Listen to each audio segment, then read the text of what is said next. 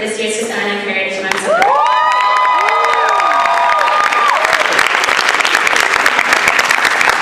Before I begin my speech, I just wanted to say a big thank you to all of you for coming out. My team and myself have been working on this for over a year now, well, for almost a year now, and to see all of you here sharing in this event with us, it means so much more than you could ever know to us, so thank you. Okay. I thought about what I was going to say today a lot, and what I kept remembering was a moment a few weeks before the semester started when Mark Anthony was on the receiving end of discriminatory remarks because he sang the national anthem at the All-Star Major League Baseball game. Mark Anthony, who was born and raised in this country and is a successful, tax-paying citizen, was told by select individuals that as a Hispanic, he did not have the right to sing the national anthem of his own country. As I followed this news story, I can't help but wonder if I was a glimpse into my own future. Would I work hard and strive my entire life to reach a level of influence in this country, only to one day be told that I do not deserve what I have earned because I am not American enough?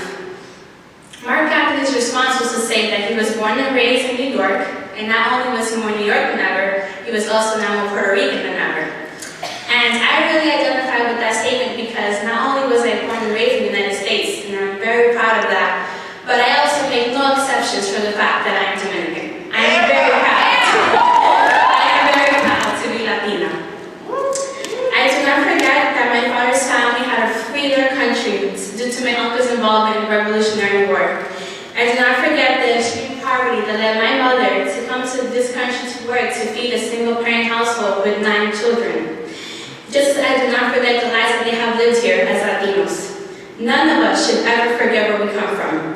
These are the struggles that motivate us to dream harder, to work harder, and these are the stories that unite us as a community. We cannot forget the 500 years of struggles that our ancestors have lived through. Our ancestors dreamed of our freedom, they dreamed of independence, they dreamed for racial equality, and they sacrificed their lives for it. And each and every one of us is a realization of these dreams come true. From revolutionary Antonio Maceo to philosopher Thomas Paine and to abolitionist W.B. Du Bois, we are not separated from our history.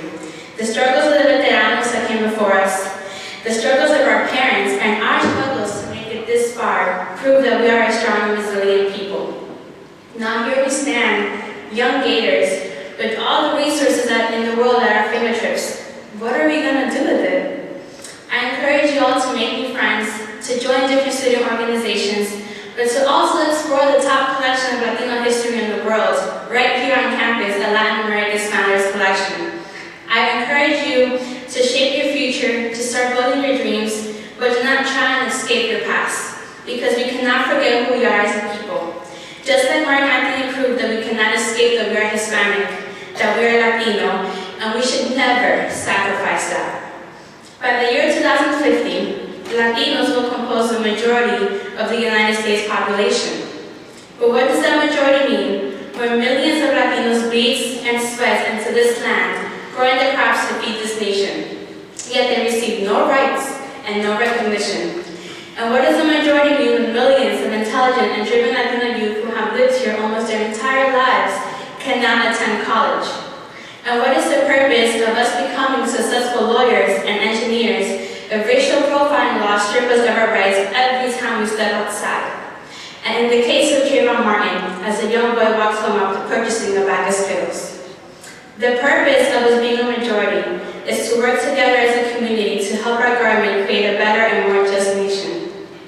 The job of government is never finished, and it is the responsibility of each generation to add to the work of those that came before us.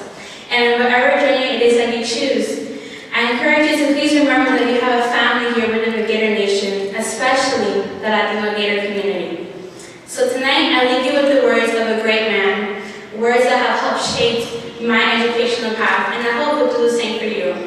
And I quote Cesar Chavez when I say, "Once social change begins, it cannot be reversed. You cannot educate the person who has learned to read. You cannot humiliate the person who feels pride. You cannot oppress the people who are not afraid anymore. We have seen the future, and the future is ours."